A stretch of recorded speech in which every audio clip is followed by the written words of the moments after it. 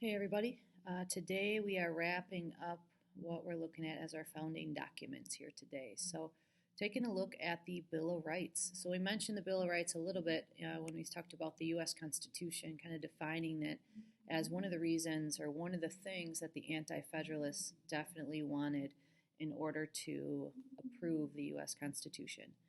Um, Now we're going to dive in just a little bit into that history a little more through a couple videos and take a look at what these original 10 amendments are actually saying.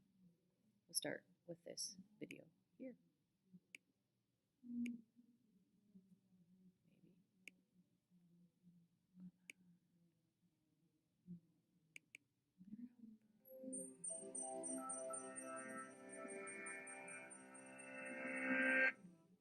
Take a moment to think about the U.S. Constitution. What's the first thing that comes to mind?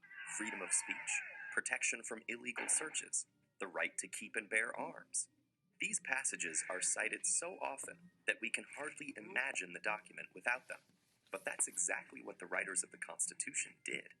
The list of individual freedoms known as the Bill of Rights was not in the original text and wasn't added for another 3 years. So does this mean the founders didn't consider them? The answer goes back to the very origins of the Constitution itself. Even prior to the first shots of the American Revolution, the 13 colonies worked together through a provisional government called the Continental Congress. During the war in 1781, the Articles of Confederation were ratified as the first truly national government, but establishing a new nation would prove easier than running it. Congress had no power to make the states comply with their laws. When the national government proved unable to raise funds, enforce foreign treaties, or suppress rebellions, it was clear reform was needed. So in May 1787, all the states but Rhode Island sent delegates to Philadelphia for a constitutional convention. A majority of these delegates favored introducing a new national constitution to create a stronger federal government. Thanks to compromises on issues like state representation, taxation power, and how to elect the president, their proposal gradually gained support. But the final text, drafted in September, still had to be approved by conventions held in the states. So over the next few months, ratification would be debated across the young nation. Among those who championed the new document were leading statesmen Alexander Hamilton, James Madison, and John Jay. Together, they laid out eloquent philosophical arguments for their positions in a series of 85 essays, now known as the Federalist Papers. But others felt the Constitution was overreaching, and that more centralized authority would return the states to the sort of tyranny they had just escaped. These anti-Federalists were especially worried by the text's apparent lack of protections for individual liberties. As the conventions proceeded, many of these critics shifted from opposing the Constitution entirely to insisting on adding an explicit declaration of rights. So what was the Federalists' problem with this idea? While their opponents accused them of despotism, wanting to maintain absolute power in the central government, their real motives were mostly practical. Changing the Constitution when it had already been ratified by some states could complicate the entire process. More importantly, Madison felt that people's rights were already guaranteed through the democratic process, while adding extra provisions risked misinterpretation. And some feared that creating an explicit list of things the government can't do would imply that it can do everything else. After the first 5 states ratified the Constitution quickly, the debate grew more intense. Massachusetts and several other states would only ratify if they could propose their own amendments for consideration. Leading Federalists recognized the need to compromise and promised to give them due regard. Once ratification by 9 states finally brought the Constitution into legal force, they made good on their promise. During a meeting of the First United States Congress, Representative James Madison stood on the House floor to propose the very amendments he had previously believed to be unnecessary. After much debate and revision, first in the Congress and then in the states, 10 amendments were ratified on December 15th, 1791, over 3 years after the U.S. Constitution had become law. Today, every sentence, word, and punctuation mark in the Bill of Rights is still considered fundamental to the freedoms Americans enjoy, even though the original framers left them out. All right.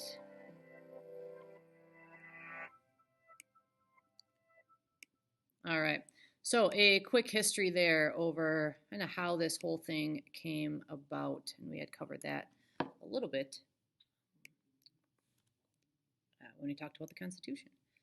All right, moving forward then, I'm sure there are some amendments that you know and that you understand and we've talked about, or at least you've heard of before, but we're going to take a look at all 10 right now. So this video, we'll do a quick run through of what those 10 are. Also, there's this nice little image that I found that you can follow along with as well. That gives you a really kind of quick and to the point phrase that wraps up what these things are too. All right, here we go.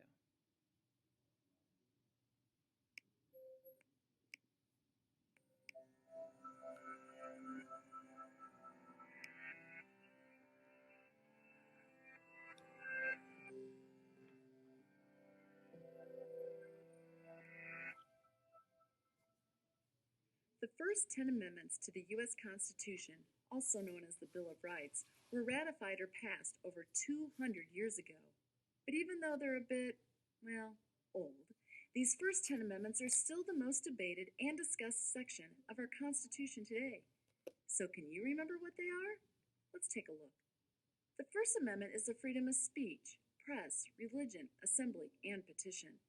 This may be the most revered of the amendments. The First Amendment protects our rights to say and write our opinions, worship how we please, assemble together peacefully, and petition our government if we feel the need. The Second Amendment is the right to bear arms. The original intent of the Second Amendment was to protect colonists from the invading British soldiers, but it now guarantees that you have the right to own a gun to defend yourself and your property. The Third Amendment is called the Quartering Amendment. It was written in response to the British occupation and as a result of the colonists having to house or quarter soldiers in their homes during the American Revolution.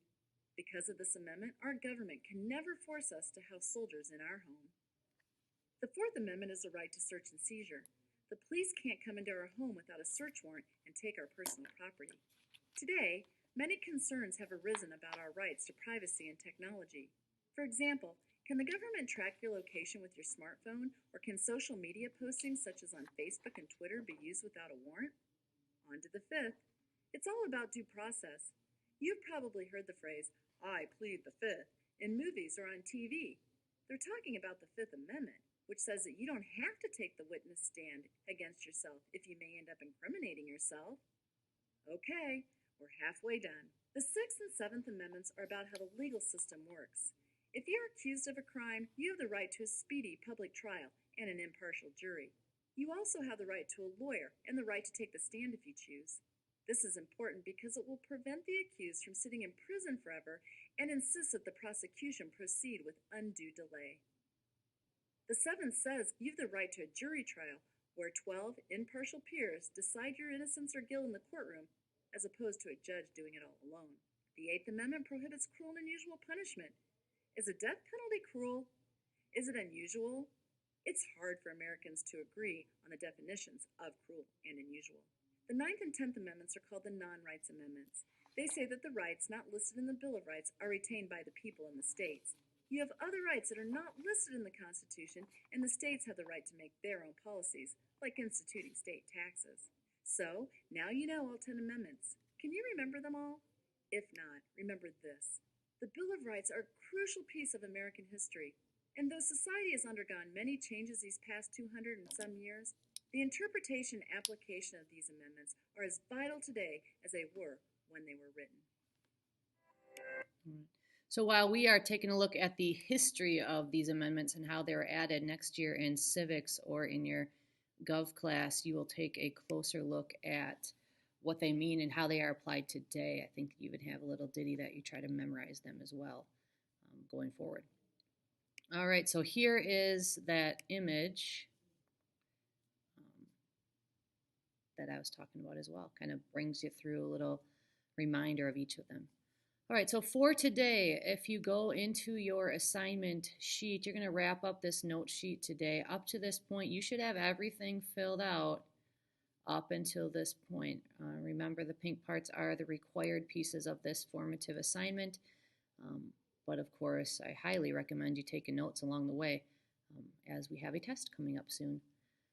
All right, so for today, directions are right here if you need them, but you're going to briefly summarize the meaning of each of these 5 amendments below. So we are looking at 5 specific ones. The First Amendment, very popular, lots of pieces to it. The 4th, 8th, 9th, and 10th are ones that are also very important to who we are and how our government is set up that often get overlooked. So we're going to take a closer look at those ones there. So what you're going to do is you're going to define the amendment, what does it mean in your own words, and then explain how is it still applied and important in America today. So each one of these here are links that will take you to a YouTube page or an article that will give you a brief synopsis over what each of these amendments are. Stop. All right. So you can use these as resources. Of course, you can find your own resources as well if that works better for you, but these are built right in. So define the amendment in your own words. Explain why it is still important in America today. When you are all done with this, you're going to then turn it into Schoology. So if we look here on Schoology, this was an assignment that we started on Tuesday, so you go back up and find that turn-in folder. It's probably in your calendar as well to find, but you should be able to turn that in. Here we go. Probably click over here, right? And turn it in. All right, that is it for today, and I guess we'll see you next time you're in class. All right, thanks a lot, guys. Bye-bye.